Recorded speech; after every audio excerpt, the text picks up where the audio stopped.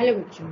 पिछले लेक्चर में हमने लिया था कि करारोपण के टैक्सेशन के उत्पादन पर क्या प्रभाव पड़ते हैं, कि टैक्स लगाने से उत्पादन पर अच्छा प्रभाव पड़ता है या बुरा प्रभाव पड़ता है। आज हम लेंगे कि टैक्सेशन का डिस्ट्रीब्यूशन पर, आय और धन के वितरण पर क्या प्रभाव पड़ता है। तो आज हम ले रहे हैं टैक्सेशन या करारोपण का वितरण पर प्रभाव। वर्तमान समय में आर्थिक कल्याण के लिए अधिकतम उत्पादन महत्वपूर्ण है, किंतु अधिकतम उत्पादन का वितरण यदि न्याय उचित एवं समान नहीं है तो वो किसी भी अर्थव्यवस्था के लिए अच्छा नहीं माना जा सकता। आय की असमानता के कारण क्या होगा? वर्ग संघर्ष का जन्म होगा। तो कर प्रणाली जो है वह अच्छी मानी जाती है जो उत्पादन पर प्रतिकूल प्रभाव डाले बिना धन और आय की असमानता को कम कर सके। मतलब परंपरावादी अर्थशास्त्री जैसे एडम स्मिथ, रिकार्डो, मिल आदि के अनुसार क्या था? करारोपण का मुख्य उद्देश्य जो था राजस्व प्राप्त करना था। मतलब जो परंपरावादी अर्थशास्त्री थे वो कहते थे कि करारोपण जो है, टैक्सेशन का जो मुख्य उद्देश्य, सरकार कर क्यों लगाती है? क्योंकि सरकार को सार्वजनिक व्यय करने के लिए आय की जरूरत होती है, और चूंकि कर जो है वो सार्वजनिक आय का एक मुख्य स्रोत होता है, तो उस आय को प्राप्त करने के लिए सरकार टैक्स लगाती है। लेकिन वर्तमान समय में क्या हो रहा है? इस चीज को थोड़ा कि आय प्राप्त करना तो एक है ही, इसके साथ साथ आय और धन के वितरण की जो असमानता का जो उद्देश्य है सरकार का, उसको पूरा करने के लिए भी टैक्सेशन एक महत्वपूर्ण अस्त्र के रूप में काम में आ सकता है। कि टैक्सेशन की सहायता से सरकार, करारोपण की सहायता से सरकार क्या कर सकती है?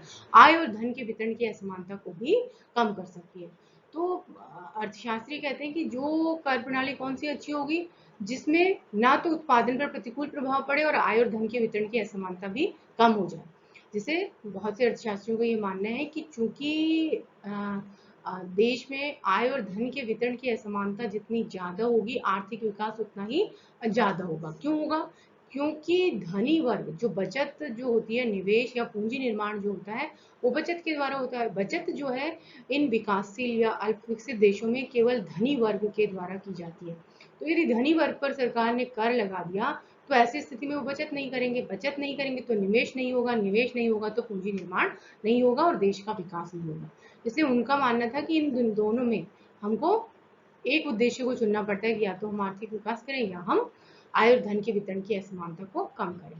परंतु वर्तमान समय में बहुत से देश ऐसे हैं जिन्होंने आय और धन के वितरण की असमानता को कम करने के साथ साथ आर्थिक विकास की दर को भी तेज किया है।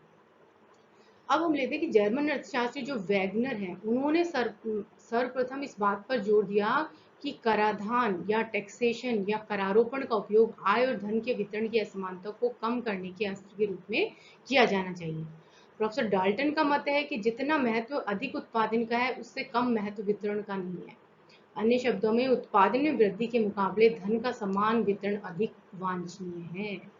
तो परंपरावादी अर्थशास्त्री जो थे वो उस समय तक ये मानते थे कि टैक्स लगाने का सरकार का जो उद्देश्य है वो केवल सार्वजनिक आय को प्राप्त करना है, क्योंकि टैक्स जो है सार्वजनिक आय प्राप्त करने का एक बहुत बड़ा स्रोत है।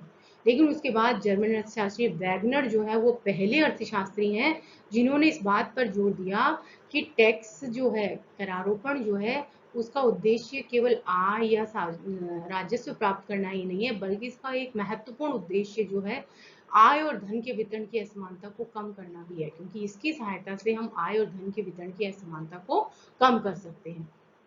इसी तरह प्रोफेसर डाल्टन ने कहा कि अधिक उत्पादन महत्वपूर्ण है, लेकिन उसके साथ साथ उस उत्पादन का वितरण कैसे हो रहा है ये और भी ज्यादा महत्वपूर्ण है। यदि जो उत्पादन में वृद्धि हुई उसमें उसका वितरण जो है बहुत ज्यादा असमान है, तो ऐसी स्थिति में भी देश जो है विकास नहीं कर सकता। तो ये तो हुआ इसका इंट्रोडक्शन कि करारोपण जो है उसको वितरण में हम कैसे देखते हैं कि परंपरावादी अर्थशास्त्री क्या कहते हैं और आधुनिक अर्थशास्त्री क्या कहते हैं। अब हमें देखना है कि करारोपण का वितरण पर क्या प्रभाव पड़ता है। तो समाज के विभिन्न वर्गों में आय तथा धन के वितरण पर कराधान के प्रभाव जो है वो दो तत्वों पर निर्भर करते हैं। जब भी सरकार टैक्स लगाएगी तो समाज के विभिन्न वर्गों पर इसका अलग अलग प्रभाव पड़ेगा। तो उसको किस तरह से देखें, हम क्या क्या प्रभाव पड़ेगा, इसकी जानकारी के लिए अर्थशास्त्रियों ने कहा कि समाज के विभिन्न वर्गों पर करारोपण का जो प्रभाव पड़ता है किस पर? आय और धन के वितरण पर जो प्रभाव पड़ता है उसको दो बातों पर निर्भर करता है। एक तो कर की दर क्या है और एक कर का प्रकार या कर की प्रकृति क्या है। कर की दर मतलब आय और धन के वितरण जो है, कर लगाने से आय और धन का वितरण समान होगा या असमान होगा, ये दो बातों पर निर्भर करता है। एक तो कर की दर क्या है और एक कर की प्रकृति या प्रकार क्या है। तो कर की दर क्या है? तो तीन तरह की कर की दर मुख्य रूप से हम लेते हैं। एक आनुपातिक कर होता है, एक प्रगतिशील, एक होता है प्रतिगामी। तीन तरह की कर दरें हैं जिनके आधार पर सरकार टैक्स लगाती है। प्रगतिशील सबसे ज्यादा माना जाता है, जो आय और धन के वितरण की असमानता को कम करेगा। प्रतिगामी बिल्कुल उल्टा होता है और आनुपातिक में एक निश्चित दर पर आय के आधार पर सब पर टैक्स लगता है।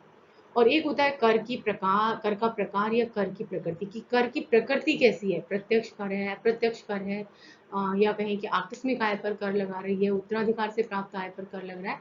तो जो जिस तरह का कर होगा उसका वैसा ही प्रभाव जो है उस पर पड़ेगा, आय और धन के वितरण पर उसका प्रभाव पड़ेगा। तो इस तरह से हमने देखा कि समाज में आय और धन के वितरण की जो जो वितरण है उस पर टैक्सेशन या करारोपण का प्रभाव जो है दो तत्वों पर निर्भर करने लग कर रहा है।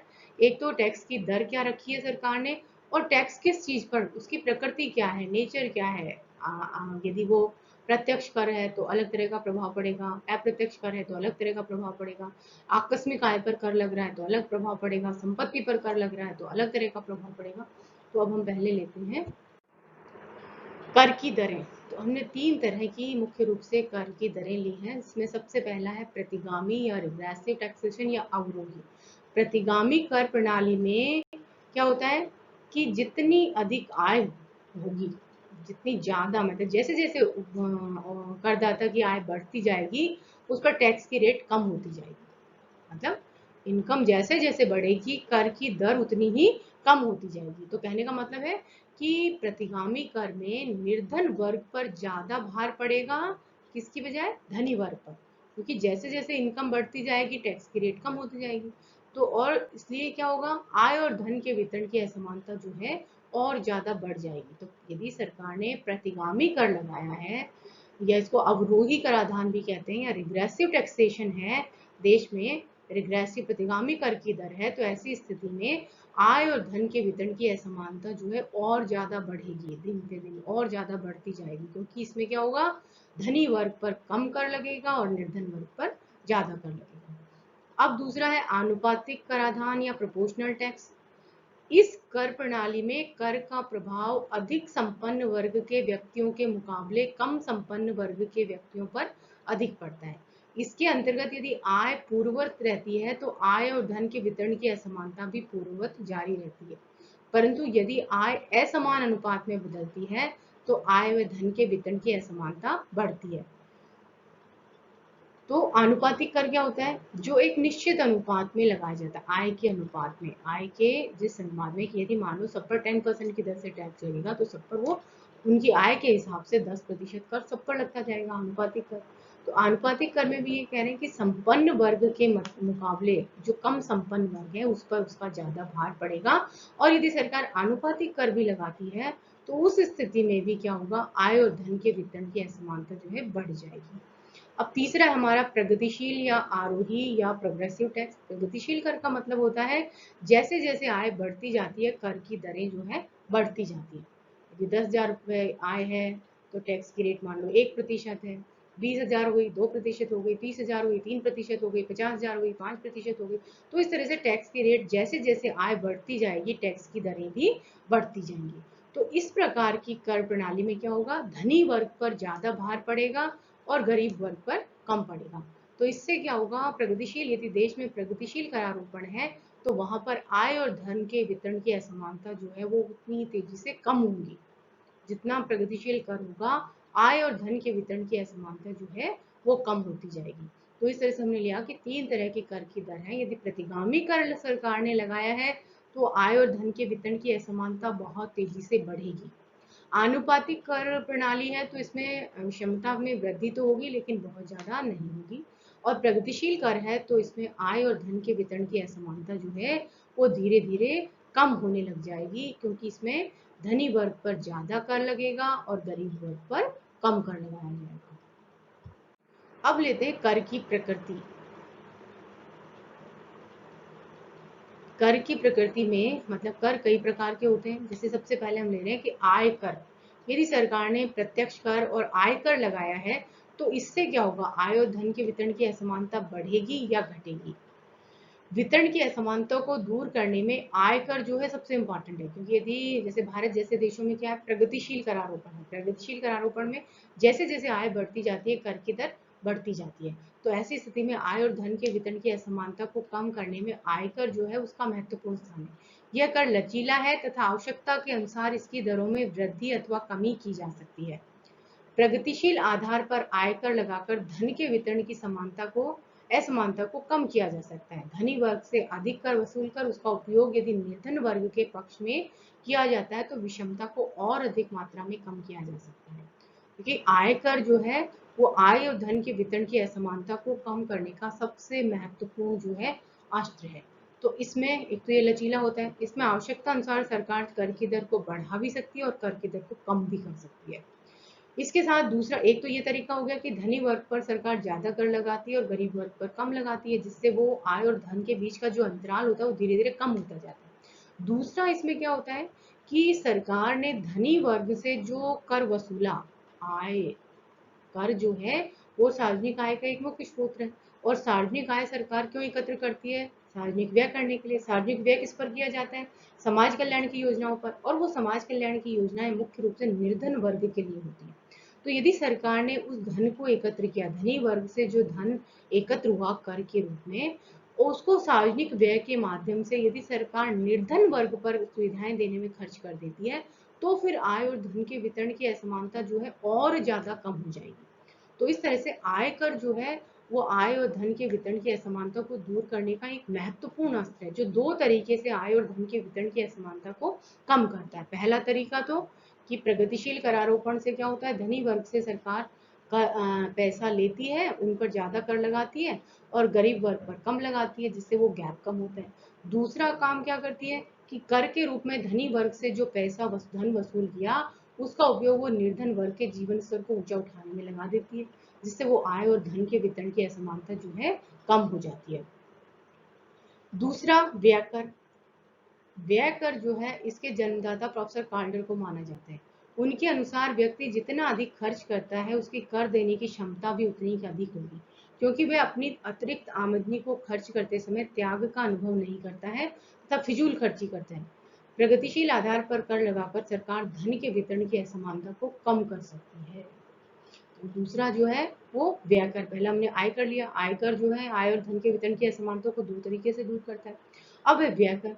इसके जन्मदाता जो थे वो प्रोफेसर कार्डोर थे। उन्होंने क्या कहा कि जो व्यक्ति जितना ज्यादा खर्च करता है इसका मतलब उसकी कर देने की क्षमता उतनी अधिक है। ज्यादा कौन खर्च करेगा, जिसके पास आय ज्यादा है। और आय ज्यादा है तो जो हम पढ़ते हैं कि सीमांत त्याग का सिद्धांत, कि कर लगाने से त्याग होता है और जितनी ज्यादा आय होगी तो सीमांत त्याग उतना ही कम होगा। तो इसलिए कहते हैं कि धन जो व्यक्ति जितना ज्यादा खर्च कर रहा है इसका मतलब उसकी आय बहुत ज्यादा है। आय ज्यादा है तो यदि उससे ज्यादा कर हम ले लेंगे तो उसको त्याग कम करना पड़ेगा, गरीब वर्ग की बजाय त्याग कम करना पड़ेगा। तो इससे क्या होगा, यदि जो व्यक्ति जितना ज्यादा खर्च कर रहा है, व्यय कर रहा है, उस पर उसी आधार पर यदि हमने कर लगाया तो प्रगतिशील आधार पर यदि उस पर कर लगाते हैं तो आय और धन के वितरण की जो असमानता है वो कम हो सकती है। तीसरा है संपत्ति कर। संपत्ति पर कर लगाकर सरकार क्या करती है, धनी लोगों की संपत्ति में वृद्धि को कम किया जा सकता है। क्योंकि धनी व्यक्ति क्या करते हैं, जो भी बचत होती है उसको निवेश करते हैं, उससे संपत्ति का अर्जन करते हैं। तो एक तरफ धनी व्यक्तियों के पास बहुत ज्यादा संपत्ति एकत्र हो जाती है और निर्धन वर्ग पर नहीं होती है। तो यदि सरकार संपत्ति कर लगाती है तो इससे क्या होगा, लोग संपत्ति को एकत्र करना कम करेंगे, क्योंकि उन्हें लगेगा क्योंकि जितनी ज्यादा संपत्ति इकट्ठी करेंगे सरकार उतना ही ज्यादा टैक्स लगाएगी। तो ऐसी स्थिति में संपत्ति में वृद्धि कम की जा सकती है और इससे क्या होगा, आय और धन के वितरण की असमानता जो है वो कम हो सकती है। अब है अप्रत्यक्ष कर। अप्रत्यक्ष कर जो है वो अप्रत्यक्ष कर को मूल्य में जोड़कर उसका विवर्तन निर्धन वर्ग की ओर कर दिया जाता है, जिससे उसे अधिक त्याग करना पड़ता है। इससे आय की असमानता में वृद्धि होती है। यदि सरकार केवल विषमताओं पर ही ऊंची दर से मूल्य के अनुसार कर लगाए तो उसका प्रभाव धनी वर्ग पर पड़ेगा और धन के वितरण की असमानता कम होगी। अप्रत्यक्ष करों का विवर्तन आसानी से किया जा सकता है और इन करों का भार अंत में उपभोक्ताओं पर ही पड़ता है। इसलिए ऐसी वस्तु पर कर लगे जिनका उपभोग धनी व्यक्तियों के द्वारा किया जाता है। अप्रत्यक्ष कर जो होते हैं वो उनको शिफ्ट कर सकते हैं। यदि उत्पादक पर लगा है तो उपभोक्ताओं पर उसको शिफ्ट कर सकता है। तो ये निर्भर करता है कि किन वस्तुओं पर सरकार ने कर लगाया। यदि सरकार ने विलासिता की वस्तुओं पर कर लगाया है तो ऐसी स्थिति में क्या होगा, धनी व्यक्ति जो है वो उनका खर्चा कम होगा, उन वस्तुओं पर कम खर्चा करेंगे। या ये कहें कि यदि सरकार ने आवश्यक अनिवार्य वस्तुओं पर कर लगा दिया तो इस स्थिति में क्या होगा, आय और धन के वितरण की असमानता और बढ़ जाएगी। क्यों बढ़ जाएगी? कि जो अनिवार्य आवश्यक वस्तुएं हैं उनका जो है निर्धन वर्ग उपभोग कर रहा है ज्यादा। निर्धन वर्ग जो है उन्हीं पर अपना अधिकतम आय को खर्च कर रहा है। तो यदि उन वस्तुओं पर सरकार ने कर लगा दिया तो उनके उपभोग में कमी आएगी। उपभोग में कमी आएगी तो क्या होगा, उनका जीवन स्तर नीचा होगा, या यूं कहें कि उनके स्वास्थ्य में गिरावट आएगी। स्वास्थ्य में गिरावट आएगी तो वो उनकी काम करने की क्षमता और कम हो जाएगी, और काम करने की क्षमता और कम होने से क्या होगा, उनको कम रोजगार मिलेगा, उनकी आय कम होगी और वो अंतराल बढ़ता जाएगा। यदि सरकार ने अनिवार्य या आवश्यक वस्तुओं पर यदि कर की दर को बढ़ा दिया तो ये जो अंतराल है, आय और धन के वितरण का जो अंतराल है वो और बढ़ जाएगा। इसके विपरीत यदि सरकार ऐसी वस्तुओं पर कर लगाती है जैसे विलासिता की वस्तुएं या धनी व्यक्ति जिन वस्तुओं का ज्यादा उपभोग करते हैं, तो ऐसी स्थिति में क्या होगा, आय और धन के वितरण की असमानता जो है कम होगी। इन करों के प्रतिगामी और प्रगतिशील प्रगतिशील दोनों ही प्रकार के प्रभाव होते हैं। यदि इन करों का प्रभाव प्रगतिशील हुआ तो धन के वितरण की असमानता दूर होगी, और यदि प्रतिगामी हुआ तो धन के वितरण की असमानता और बढ़ जाएगी। मतलब अप्रत्यक्ष कर जो है वो प्रतिगामी और प्रगतिशील दोनों प्रकार के हो सकते हैं। तो इसलिए यदि सरकार ने प्रगतिशील कर लगाया है तो आय और धन के वितरण की असमानता कम होगी, और प्रतिगामी है तो धन के वितरण की असमानता बढ़ेगी। एक है उत्तराधिकार कर। उत्तराधिकार में जो संपत्ति मिलती है वो व्यक्ति के द्वारा अर्जित नहीं की हुई होती है, उसे वो उत्तराधिकार में मिल रही है। तो ऐसी स्थिति में उस पर यदि कर लगा दिया, सरकार ने प्रगतिशील कर लगा दिया, तो उससे उसको ज्यादा त्याग नहीं करना पड़ेगा। तो इससे क्या होगा, त्याग भी नहीं करना पड़ेगा और दूसरी तरफ आय और धन के वितरण की जो असमानता है वो धीरे धीरे कम हो जाएगी। तो उत्तराधिकार पर यदि सरकार प्रगतिशील कर लगाती है तो आय और धन के वितरण की असमानता कम होगी। अब करारोपण के अन्य प्रभाव हैं। तो करारोपण के अन्य प्रभाव में है कि उपभोग पर क्या प्रभाव पड़ेगा टैक्स का, आर्थिक स्थिरता पर क्या प्रभाव पड़ेगा, रोजगार पर क्या प्रभाव पड़ेगा और पूंजी निर्माण पर क्या प्रभाव पड़ेगा। तो अब हम देखते हैं कि यदि सरकार ने उपभोग पर क्या प्रभाव पड़ेगा। तो यदि करों का भार, सरकार ने ऐसी वस्तुओं पर कर लगाया है जिसका भार निर्धन वर्ग पर पड़ रहा है, तो ऐसी वस्तुओं पर लगा है जिसका उपभोग निर्धन वर्ग करता है, तो ऐसी स्थिति में क्या होगा, उनकी कार्य करने की क्षमता घटेगी। क्यों घटेगी? क्योंकि ऐसी वस्तुओं पर कर लगा है जिसका उपभोग करते थे, और जब उनकी कीमतें बढ़ गई तो उनका उपभोग कम हो गया। कम होने के कारण उनका स्वास्थ्य खराब होगा, स्वास्थ्य खराब होगा तो उनकी कार्य क्षमता कम होगी। और यदि कर धनी वर्ग पर लगते हैं तो इससे इनका उपभोग कम नहीं होगा, क्योंकि धनी वर्ग जो है वो कर जो है वो अपनी बचत में से कर देते हैं, इसलिए उनके उपभोग में कोई कमी नहीं आएगी। यदि कर मादक पदार्थों पर लगाया जाता है तो उससे भी लोगों के स्वास्थ्य में सुधार होगा, उनकी कार्य क्षमता बढ़ेगी। तो यदि सरकार ऐसी वस्तुओं पर लगाती है जिसका उपभोग निर्धन वर्ग करता है, या यही कि जीवन रक्षक वस्तुएं हैं, अनिवार्य वस्तुएं हैं, तो इस स्थिति में क्या होगा, निर्धन वर्ग का उपभोग कम होगा, उसका स्वास्थ्य खराब होगा और उनकी कार्य क्षमता जो है कम हो जाएगी, और अल्टीमेटली क्या होगा, अर्थव्यवस्था में आय और धन के वितरण की असमानता और बढ़ जाएगी। यदि धनी वर्ग पर कर लगाते हैं तो इससे उनके उपभोग में कोई कमी नहीं होगी और इससे क्या होगा, आय और धन के वितरण की असमानता कम होगी। इसी तरह यदि सरकार ने मादक पदार्थों पर कर लगाया है तो उससे क्या होगा, वो चीजें महंगी होगी, लोग कम उपभोग करेंगे, उनके स्वास्थ्य में सुधार होगा और उनकी कार्य क्षमता बढ़ेगी, जिससे उनको अधिक आय मिलेगी और आय और धन के वितरण की असमानता जो है वो कम हो जाएगी। टैक्स का आर्थिक स्थिरता पर प्रभाव। आर्थिक स्थिरता मतलब अर्थव्यवस्था में जो तेजी, मुद्रास्फीति और मंदी की जो स्थिति होती है, करों के द्वारा सरकार उसको भी नियंत्रित करने का प्रयास करती है। तो यदि मान लो मुद्रास्फीति की स्थिति है, तो उस समय सरकार क्या कर सकती है, टैक्स को बढ़ाकर, कर की दरों को बढ़ाकर, आय कर या व्यय कर जो है इसकी दरों को बढ़ाकर वो क्या कर सकती है, लोगों के हाथ से क्रय शक्ति सरकार के पास आ जाती है, जिससे वो वस्तुओं की मांग कम करते हैं। वस्तुओं की मांग कम करते हैं तो उनकी कीमतें धीरे धीरे कम हो जाती हैं। और यदि मंदी काल है अर्थव्यवस्था में, तो उस समय क्या होता है, कीमतें बहुत तेजी से गिरती हैं, जिससे बेरोजगारी फैलती है, अर्थव्यवस्था में विकास जो है अवरुद्ध हो जाता है। तो ऐसी स्थिति में कर जो है वो सरकार को कम करनी चाहिए। तो मंदी काल में सरकार क्या करती है, कर की दरों को कम कर देती है, जिससे लोगों के पास क्रय शक्ति ज्यादा बचती है, और उनकी जब क्रय शक्ति ज्यादा है तो वस्तुओं की मांग ज्यादा करते हैं, वस्तुओं की मांग ज्यादा करते हैं तो उनकी कीमतें धीरे धीरे बढ़ने लग जाती है। तो इस तरह से आर्थिक स्थिरता लाने के लिए, अर्थव्यवस्था में यदि आर्थिक स्थिरता लानी है, तो उस स्थिति में टैक्स जो है वो एक महत्वपूर्ण अस्त्र का काम करते हैं। कि मुद्रास्फीति है तो सरकार टैक्स की रेट को बढ़ा देती है, और यदि मंदी की स्थिति है तो टैक्स की रेट को कम कर देती है। अब लेते हैं रोजगार और पूंजी निर्माण पर प्रभाव। रोजगार पर क्या प्रभाव पड़ेगा? प्रोफेसर कीन्स के अनुसार रोजगार का उपभोग प्रवृत्ति से सीधा संबंध है। यदि उपभोग प्रवृत्ति अधिक हुई तो वस्तुओं की मांग बढ़ जाएगी, परिणामतः रोजगार बढ़ेगा। तो यदि सरकार, कीन्स कहते हैं कि यदि रोजगार जो है वो उपभोग प्रवृत्ति पर निर्भर करता है, जितनी ज्यादा उपभोग प्रवृत्ति होगी लोगों की, वस्तुओं की मांग उतनी ज्यादा बढ़ेगी, मांग बढ़ेगी तो कीमतें बढ़ेंगी और उत्पादकों को लाभ होगा, लाभ होगा तो वो ज्यादा निवेश करेंगे, निवेश करेंगे तो रोजगार ज्यादा बढ़ेगा। तो अर्थशास्त्री कहते हैं कि यदि सरकार ऐसी वस्तुओं पर छूट दे दे जिसको सामान्य जनता उपभोग करती है, उन पे छूट कर दे तो उनकी उपभोग प्रवृत्ति बढ़ जाएगी तो वो ज्यादा वस्तुओं की मांग करेंगे, और ज्यादा वस्तुओं की मांग करेंगे तो ऐसी स्थिति में क्या होगा कि निवेश ज्यादा होगा, और निवेश ज्यादा होगा तो रोजगार लोगों को ज्यादा मिलेगा। अब आता है करारोपण का पूंजी निर्माण पर प्रभाव। पूंजी निर्माण जो होता है वो बचत पर निर्भर करता है। बचत जितनी ज्यादा होगी पूंजी निर्माण उतना ही ज्यादा होगा।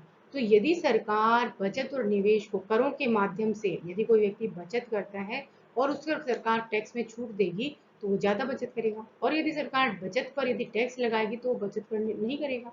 तो यदि जितनी करारोपण के माध्यम से यदि सरकार ने बचत को प्रोत्साहित कर रही है, करों में छूट दे दी बचत करने पे, तो ऐसे स्थिति में बचत ज्यादा होगी, बचत ज्यादा होगी तो निवेश ज्यादा होगा, निवेश ज्यादा होगा तो पूंजी निर्माण जो है ज्यादा होगा। तो इस तरह से, और यदि सरकार ने बचत पर टैक्स की रेट को बढ़ा दिया तो व्यक्ति बचत नहीं करना चाहेगा, वो सोचेगा कि बचत करने के बजाय तो मैं खर्च ही कर लूँ, तो वो खर्च ज्यादा करेगा। बचत नहीं होने से क्या होगा, निवेश नहीं होगा, निवेश नहीं होगा तो पूंजी निर्माण नहीं होगा। तो इस तरह से टैक्स के माध्यम से सरकार पूंजी निर्माण को भी प्रभावित कर सकती है, रोजगार को भी प्रभावित कर सकती है, उपभोग को भी प्रभावित कर सकती है, आर्थिक स्थिरता भी ला सकती है। और इस तरह से वितरण पर हमने देखा प्रभाव, तो इसमें हमने देखा कि वितरण पर टैक्स लगाती है सरकार, तो आय और धन के वितरण पर क्या प्रभाव पड़ता है, उपभोग पर क्या प्रभाव पड़ेगा, रोजगार पर क्या प्रभाव पड़ेगा, पूंजी निर्माण पर क्या प्रभाव पड़ेगा, आर्थिक स्थायित्व पर क्या प्रभाव पड़ेगा। तो इस तरह से ये हुआ करारोपण के प्रभाव। Thank you.